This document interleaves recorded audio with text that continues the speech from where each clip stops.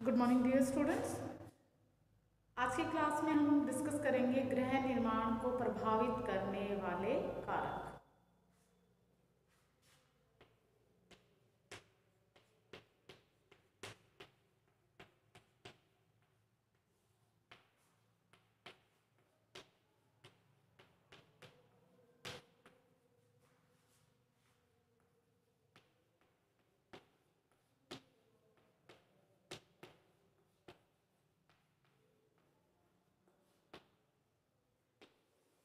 गृह निर्माण को प्रभावित करने वाले कारक, सबसे पहले हम इसमें करेंगे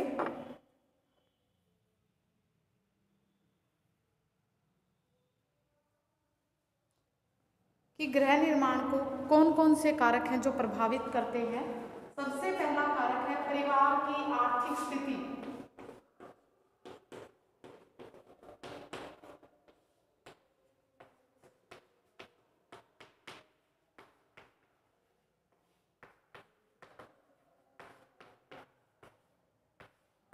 परिवार की आर्थिक स्थिति है वो गृह निर्माण को प्रभावित करने वाले कारकों में प्रथम स्थान पर आता है। गृह निर्माण को प्रभावित करने वाले कारकों में सबसे महत्वपूर्ण जो स्थान है, जो प्रथम स्थान है, जो प्रथम कारक है जो प्रभावित करता है, वो है परिवार की आर्थिक स्थिति। आर्थिक स्थिति अच्छी नहीं होने के कारण भवन का निर्माण करवाना बड़ा ही मुश्किल हो जाता है, मुश्किल कार्य हो जाता है। यद्यपि आजकल भवन निर्माण करने में बैंक, जीवन बीमा निगम व अन्य कंपनियां भी सस्ते ब्याज दर पर जो मालिक होता है, जो मकान बनाना चाहता है, उसको सस्ते ऋण पर ब्याज की जो फैसिलिटी है वो प्रोवाइड करवाता है। यदि भवन जमीन खरीदकर बनता है तो जमीन स्वयं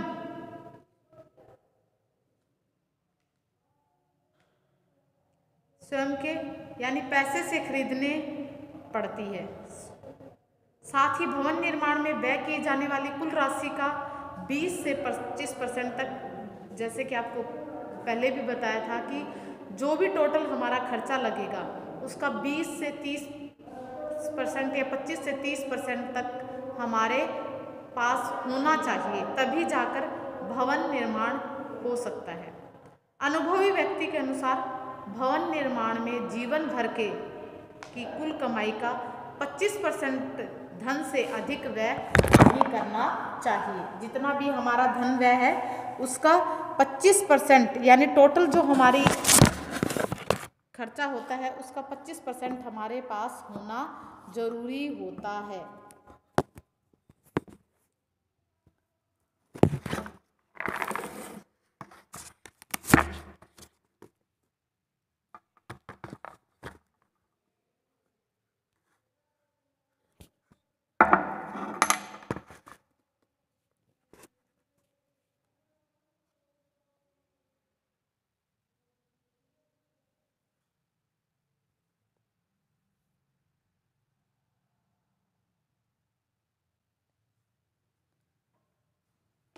25% तक, जितनी हमारी उम्र भर की कमाई उसका 25% तक ही ब्याज मकान पर लगाना उचित रहता है।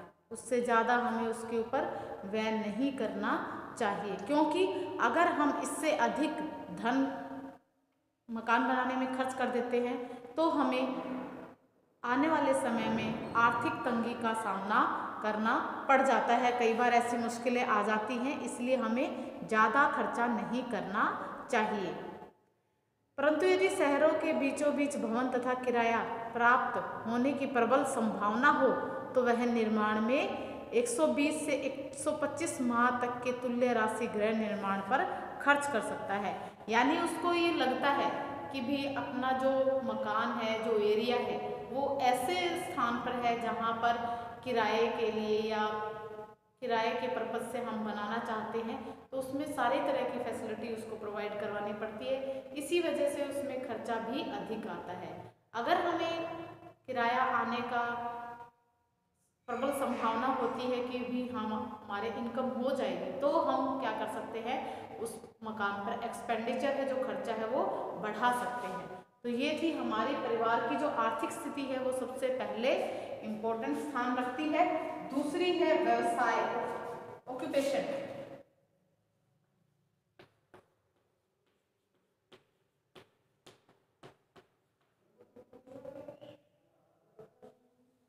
व्यवसाय है, व्यवसाय भी भवन निर्माण को प्रभावित करने वाले कारकों में आता है। इसका दूसरा महत्वपूर्ण स्थान है, क्योंकि भवन निर्माता का व्यवसाय, प्रत्येक परिवार का व्यवसाय रहन सहन का स्तर, खान पान का तरीके, उनके रीति रिवाज, उनके जो मूल्य है, उनकी रुचियां हैं, उनकी आवश्यकताएं हैं, वो सभी की अलग अलग होती हैं, एक जैसी नहीं होती। इनमें काफ़ी भिन्नताएं पाई जाती हैं, अतः इनकी आवश्यकता भी भिन्न भिन्न होती है। उदाहरण के लिए एक डॉक्टर है, एक वकील है, एक किसान है, तो उसको अलग अलग भिन्नताएं कैसे होंगी। जैसे कि डॉक्टर है तो उसको घर पर मरीज को देखना पड़ता है, तो उसके लिए अलग से उसको रूम चाहिए। फिर हम बात करते हैं, वकील की बात करते हैं, तो वकील का प्रोफेशन ऐसा है, जो प्रोफेशन का नाम आ गया सॉरी, उसका व्यवसाय, उसका ऑक्यूपेशन ऐसा है कि उसे घर पर ये काम करना पड़ता है, तो उसके लिए भी उसे अलग से चैम्बर चाहिए। तो ये क्या है, अलग अलग रिक्वायरमेंट के अनुसार, अलग अलग ज़रूरतों के अनुसार हमें घर बनवाना पड़ता है। किसान की बात करते हैं तो किसान के खेती के लिए जो भी औजार उपकरण वगैरह होते हैं उनको रखने के लिए, फिर जब अनाज निकलता है तो उनके भंडारण के लिए भी उसे रूम्स, बड़े बड़े रूम्स की आवश्यकता पड़ती है। तो इस प्रकार से व्यवसाय भी भवन निर्माण को प्रभावित करता है। आजकल अलग अलग व्यवसाय के लोग अलग अलग कॉलोनी बनाकर उसमें रहना अधिक पसंद करते हैं, ताकि अच्छे सामाजिक संबंध हो सके। यदि व्यवसाय इस तरह का है जहां देर से आना जाना होता है, तब भवन निर्माण का चयन ऐसी जगह पर किया जाता है किया जाना चाहिए जो देर रात्रि तक भी आवागमन की दृष्टि से सुरक्षित हो। तो हमें इन बातों का ध्यान रखना पड़ता है। तो भवन निर्माण को व्यवसाय प्रभावित करता है। अगला जो कारक है वो जो भवन निर्माण को प्रभावित करता है वो सदस्यों की संख्या है।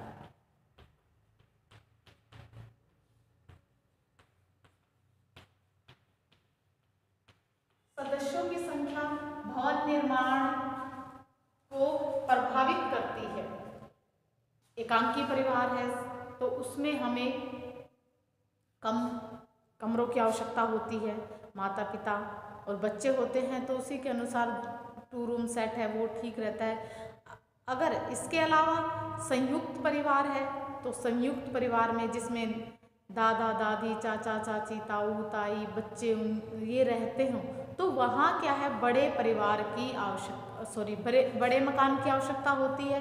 तो हमें परिवार की जो संख्या है उसको ध्यान में रखकर मकान बनवाना पड़ता है, क्योंकि वहाँ पर अध्ययन के लिए अलग से कमरा होना चाहिए, बुजुर्गों के लिए अलग से कमरा होता है, फिर गेस्ट रूम अलग होता है जहाँ पर, क्योंकि बड़ी फैमिली है तो वहाँ जो मेहमान हैं उनके आने जाने का क्रम चलता रहता है, उनकी संख्या भी ज़्यादा होती है। तो उन चीज़ों का हमें ध्यान रखना पड़ता है। छोटे बच्चों को खेलने के लिए खुली जगह की आवश्यकता होती है, क्योंकि परिवार में बच्चे ज़्यादा हो जाते हैं। तो ये सारी चीज़ें बातें उनको ध्यान में रखकर उनको ये चीज़ें भी क्या है, सदस्यों की संख्या भी प्रभावित करती है। अगला जो कारक है प्रभावित करना वो है परिवार का प्रकार।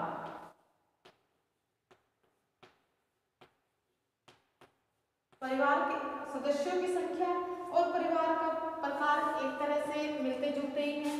यहाँ पर जैसे मैंने बात की कि परिवार के लोगों की संख्या यानी संयुक्त परिवार है, तो इसी प्रकार परिवार का जो प्रकार है वो भी डिपेंड करता है, क्योंकि संयुक्त और एकांकी संयुक्त परिवार है तो वहाँ ज़्यादा मकान की आवश्यकता होती है, ज़्यादा कमरों की आवश्यकता होती है, बड़े घर की आवश्यकता होती है।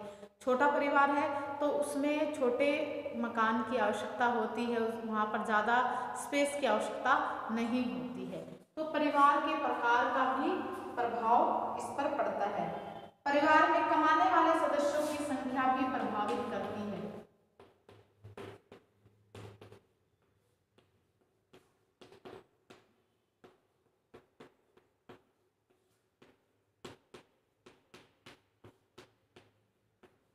परिवार में कमाने वालों की संख्या, अगर परिवार में एक मेंबर कमाता है तो घर का जो खर्चा है वो अधिक हो जाता है, तो उसको ध्यान में रखकर खर्च किया जाता है। भवन निर्माण में आपको पता है कि बहुत सारा खर्चा हो जाता है। यदि परिवार में एक ही व्यक्ति कमाने वाला होता है तथा उसकी आमदनी भी थोड़ी होती है, तब भवन निर्माण काम अत्यंत ही मुश्किल हो जाता है। और अगर परंतु यदि परिवार में कमाने वाले सदस्यों की जो संख्या है वो अधिक होती है, तो उसमें मकान बनाने में को दिक्कतों का सामना कम करने को मिलता है या करने को मिलता ही नहीं है, क्योंकि वहाँ पर कमाने इनकम के जो सोर्सेस हैं वो ज़्यादा होते हैं और उनको, जैसे कि एक ने घर का खर्चा चलाया, दूसरे के जो इनकम है वो पूरी मकान के लिए बचा कर रखी, तो इस प्रकार से क्या है, उन्हें भवन निर्माण के लिए ऋण लेने की आवश्यकता नहीं पड़ती है। अतः गृह प्रबंधक एक परिवार को बहुत अधिक आर्थिक तंगी नहीं झेलनी पड़ती है तथा भवन निर्माण का काम है वो सहज और सरलता से हो जाता है। अगला जो कारक है वो है कार्यस्थल से दूरी।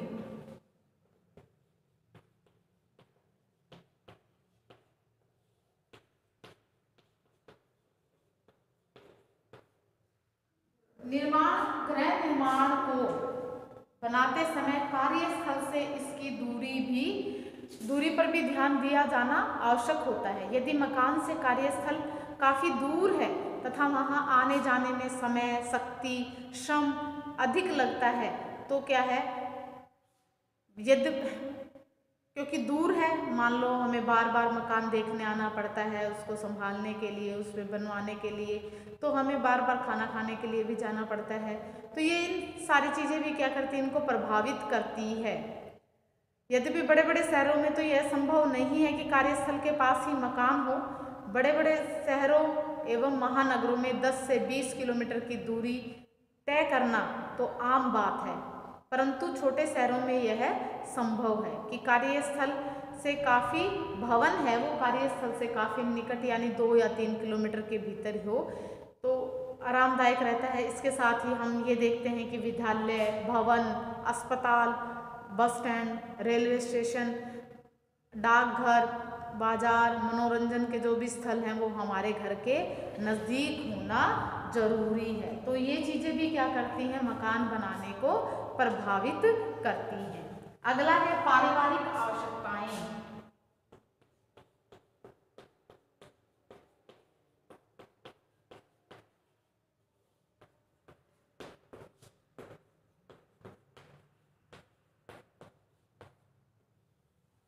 पारिवारिक आवश्यकताएं हैं वो भी भवन निर्माण को प्रभावित करती हैं। भवन निर्माण की योजना बनाते समय परिवार की वर्तमान एवं भविष्य की आवश्यकताओं को भी ध्यान में रखा जाता है। मकान जिन आवश्यकताओं को पूरा करने के लिए बनाया गया है वो आवश्यकताएं गृह योजना को प्रभावित करती हैं। जैसे परिवार का आकार बड़ा है तब बड़े आवास की ज़रूरत पड़ती है, परंतु यदि परिवार का आकार छोटा है तो हमें बड़े की अपेक्षा छोटे मकान की आवश्यकता होती है, जिसमें क्या हो, सभी सुख सुविधाएं उपलब्ध हों, अन्यथा मकान की देखरेख एवं साज सज्जा में काफ़ी परेशानी आ जाती है। यदि परिवार में केवल लड़कियां ही हैं अथवा दंपति संतानहीन है तो बड़े आवास की जरूरत नहीं होती है। यदि बच्चे बड़े होकर नौकरी करने तथा व्यापार करने हेतु बाहर जाना चाहते हैं तब भी उन्हें क्या है, बड़े मकान की आवश्यकता नहीं होती है। परंतु यदि बच्चे माता पिता के साथ रहना चाहते हों तो उन्हें बड़े मकान की आवश्यकता होती है। यदि घर में nursing home, tuition centre, computer centre, fashion showroom, boutique, beauty parlour आदि खोलना चाहते हैं तो उसी के अनुरूप भवन निर्माण करवाना आवश्यक हो जाता है। अगला है, इसका जो प्रभावित करने वाला फैक्टर है वो है पारिवारिक जीवन चक्र।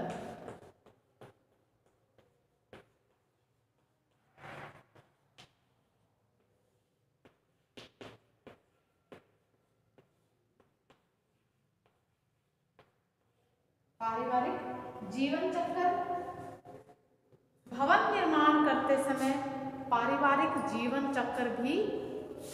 जीवन चक्र को भी ध्यान में रखना आवश्यक है। प्रत्येक परिवार पारिवारिक जीवन चक्र की विभिन्न अवस्थाओं से गुजरता है, जैसे कि आरंभिक अवस्था, फिर दूसरी विस्तार अवस्था और तीसरी थी संकुचित अवस्था। आपको पीछे स्टार्टिंग में बताया हुआ है। तो प्रथम एवं तृतीय अवस्था में बड़े आवास की जरूरत नहीं पड़ती, परंतु द्वितीय जो अवस्था है उसमें हमें बड़े आवास की आवश्यकता होती है, क्योंकि परिवार का जो आकार है वह बड़ा हो जाता है।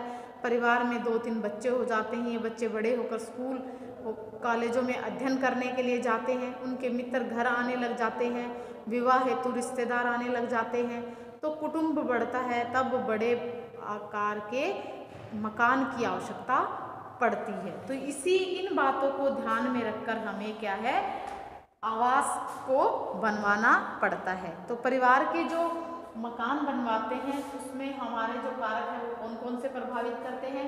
परिवार की आर्थिक स्थिति प्रभावित करती है, उनका व्यवसाय प्रभावित करता है, उनकी जो सदस्यों की संख्या है वो प्रभावित करती है, परिवार का प्रकार है वो इन बातों को प्रभावित करता है। फिर परिवार में कमाने वाले सदस्यों की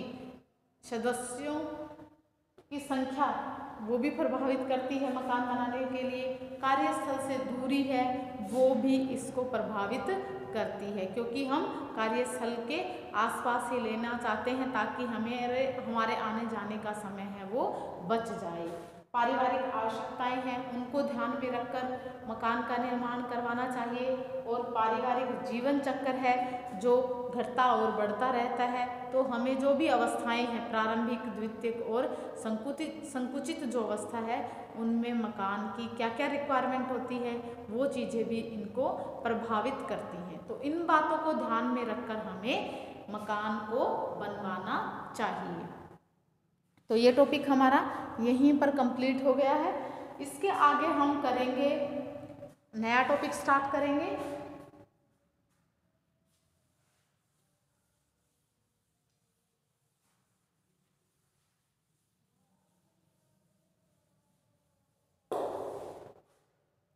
अगला जो टॉपिक है वो है हमारा कला के तत्व, कि कला के कौन कौन से तत्व हैं जो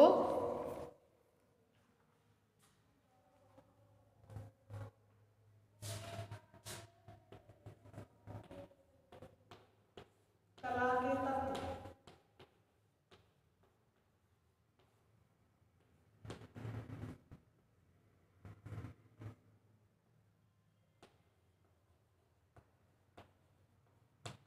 एलिमेंट्स ऑफ आर्ट्स।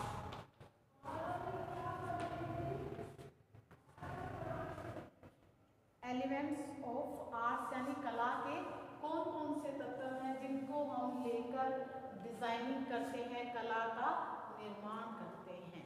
कला मनुष्य के भावाभिव्यक्ति का एक सुंदर और श्रेष्ठ एवं सशक्त माध्यम है, जिसके द्वारा हम अपने जो भी हमारे आइडियाज़ हैं, हमारी कल्पना है, उनको जो हमारी इच्छाएं हैं उनको हम उस पर उतार देते हैं कला के द्वारा। कला के बिना तो मानव जीवन की प्रगति एवं विकास की संभावना ही शून्य हो जाती है। कला के द्वारा ही हम क्या करते हैं, कला ही व्यक्ति के जीवन में ऊर्जा ऊष्मा का संचार भरता है और जिससे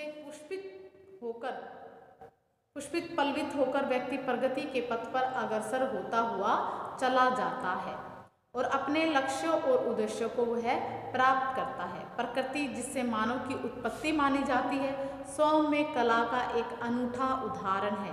हम सोचते हैं कि भगवान ने हमें क्या बनाया है, कैसे उसने बनाया, कैसे सभी चीज़ों की रचना की है।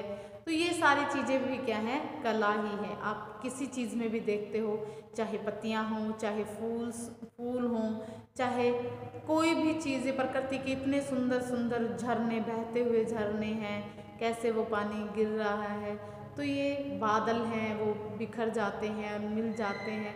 तो ये सारी चीज़ें क्या हैं, प्रकृति के बड़े ही सुंदर सुंदर नज़ारे होते हैं। प्रकृति की प्रत्येक रचना में, क्रियाकलाप में एक कला छुपी हुई होती है। कोयल की कूक हो, आसमान में छाए काले काले बादल हों, फल फूलों से लदे हुए पेड़ पौधे हों, अथवा बागों में चहकती हुई चिड़िया हों, नाचते हुए मोर हों, इन सभी में कला का एक अनूठा संगम देखने को मिलता है। और तभी प्राकृतिक दृश्य हैं, आप देखते हैं कि बड़े ही सुंदर, मनोहारी और आकर्षक प्रतीत होते हैं। हमारा वो मन मोह लेते हैं, हम जब देखते हैं तो बड़े ही आकर्षित होते हैं उनकी तरफ। मनुष्य ने भी कला का ज्ञान प्रकृति से ही सीखा है। प्रकृति की हर एक रचना में कला है। एक उदाहरण के द्वारा इसे समझ सकते हैं कि जैसे कि गुड़हल अथवा गुलाब के एक पौधे को ध्यान से देखें।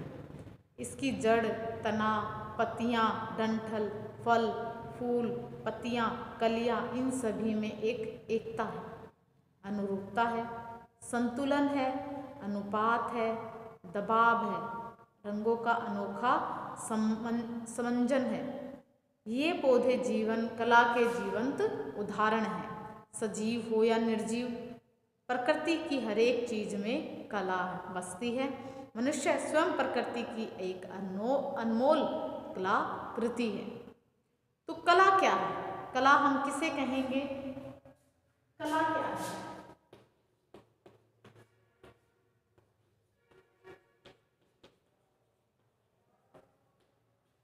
कला क्या है? मानव के भाव की सहज,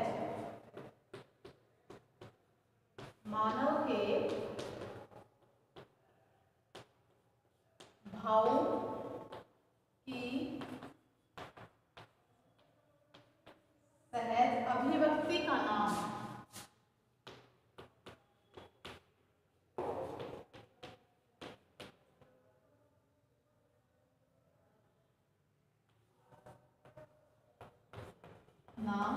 कला है।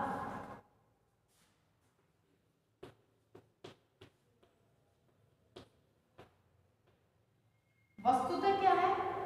कला व्यक्ति के विचारों और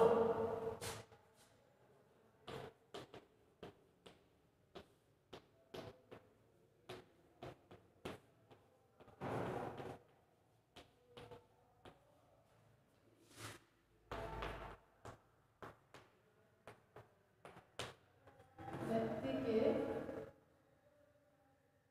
विचारों और भाव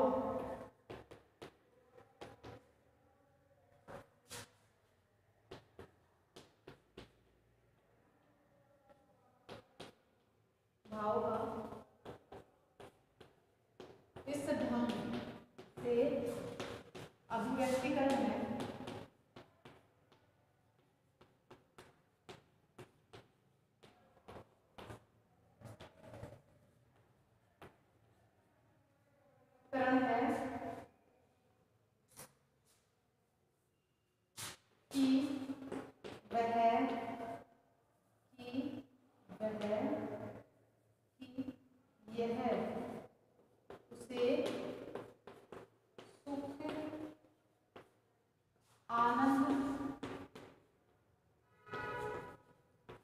हर्ष, उसे सुख, आनंद, हर्ष, उल्लास एवं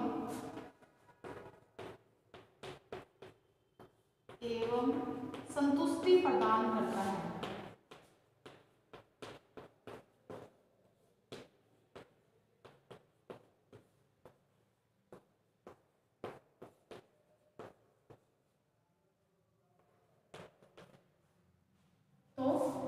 कला किसे कहते हैं? मानव के भाव की सहज अभिव्यक्ति का नाम कला है। वस्तुतः क्या है? कला व्यक्ति के विचारों और भाव अभिव्यक्तिकरण है कि यह उसे सुख, आनंद, हर्ष, उल्लास एवं संतुष्टि प्रदान करता है। इसे कला कहते हैं। यह जीवन के उत्कृष्ट एवं आनंद की अभिव्यक्ति करती है। कोई भी कला, चाहे वह चित्रकला हो, नृत्य कला हो, मूर्ति कला हो, संगीत कला हो, हस्तशिल्प कला हो, भवन निर्माण कला हो अथवा गृह सज्जा कला हो, यह कलाकार के अंतरंग की भावनाओं को प्रकट करता है। कला के माध्यम से व्यक्ति अपने भीतर भावनाओं को कलात्मक विचारों से अभिव्यक्त करता है, जिससे उसकी मानसिक संतुष्टि होती है और तृप्ति मिलती है। उसको हृदय गदगद एवं उसका मन प्रसन्न रहता है इसके द्वारा। सामान्य बोलचाल की भाषा में हम कह सकते हैं कि जब किसी दक्षता यानी स्किल का उपयोग सौंदर्य एवं आकर्षण उत्पन्न करने के लिए किया जाता है तो उसे कला कहते हैं। फिर से एक बार बताती हूँ, जब किसी स्किल का या दक्षता का प्रयोग हम सौंदर्य एवं आकर्षण उत्पन्न करने के लिए करते हैं तो उसे कला कहते हैं। संक्षिप्त में हम कह सकते हैं कि संक्षेप में, जैसे कि कोई भी कार्य जिसमें सुंदरता का भाव जागृत होता है, जिसके संपन्न होने में दक्षता एवं सृजनात्मकता की आवश्यकता हो तो वह कला कहलाती है। कला व्यक्ति को अनुपम सुख, नैसर्गिक आनंद की अनुभूति करवाता है। प्रत्येक व्यक्ति सुंदर वस्तुओं को देखकर हर्ष, आनंद, उल्लास और सुख का अनुभव करता है। वह सुंदर वस्तु पाने के लिए भरसक प्रयत्न भी करता है। आप जैसे मार्केट जाते हो तो आप देखते ही इम्प्रेस हो जाते हैं कि वाह क्या सुंदर चीज़ है, कितनी सुंदर चीज़ है, मैं इसे खरीदना चाहता हूँ, मैं इसे लेना चाहता हूँ या मैं इसे बनाना चाहता हूँ। कोई व्यक्ति अगर कोई भी उसको किसी चीज़ को बनाता तो आपकी क्या इच्छा होती है कि हाँ काश मुझे भी आती। अगर आपको आती तो आप क्या करना चाहेंगे कि उसे बनाने की कोशिश करते हैं। तो ये क्या है, कला है। आज की भागदौड़, व्यस्त एवं संघर्ष भरी जिंदगी में कला का बहुत ही महत्वपूर्ण स्थान है। कला थके दिमाग, शरीर को ताजगी एवं स्फूर्ति प्रदान करती है। यह मस्तिष्क की जो थकान है उसको क्षण भर में दूर कर देती है। उसमें नई चेतना, शक्ति और स्फूर्ति का संचार करती है। अब हम कला की बात करते हैं। कला के कौन कौन से तत्व होते हैं?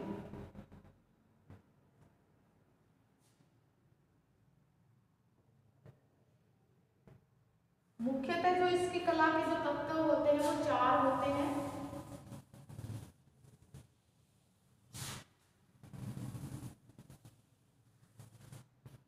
ये इम्पोर्टेंट है।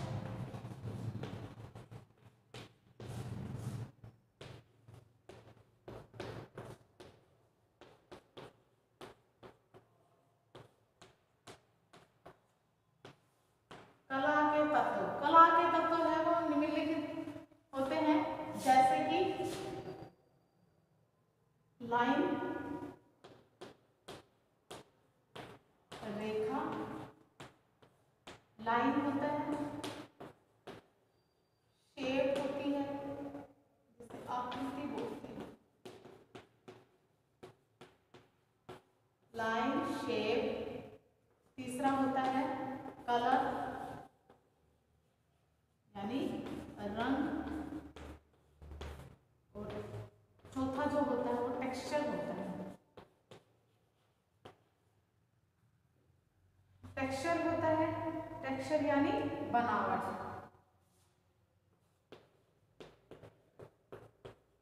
मुख्यतः ये ही 4 है वो एलिमेंट्स होते हैं आर्ट्स के, जिनमें लाइन, शेप, टेक्सचर, कलर ये होते हैं। कई जगह लाइट का भी स्थान दे देते हैं, लाइट भी बोल देते हैं, लाइट यानी प्रकाश।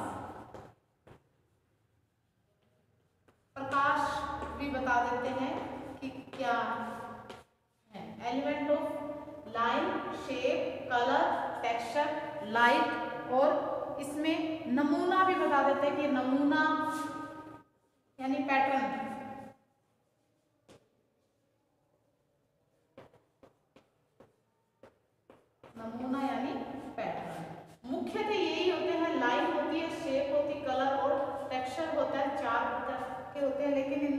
कई बुक्स में आपको क्या है ये भी देखने को मिलते हैं कि लाइट और पैटर्न भी मिलता है, कि नमूने भी इनके देखने को मिलते हैं। अब सबसे पहले हम लाइन की बात करते हैं कि लाइन क्या होती है। लाइन कला के जो तत्व हैं उनमें लाइंस का ये जो है हम अगली क्लास में इसका करेंगे। आज की क्लास में हम इतना ही करते हैं कि कला के तत्व कौन कौन से हैं।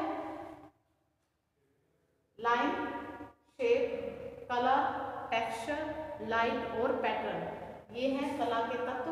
आज की क्लास में हम इतना ही करेंगे, आगे इनको 1 बाय 1 करके इनको डिटेल से करेंगे।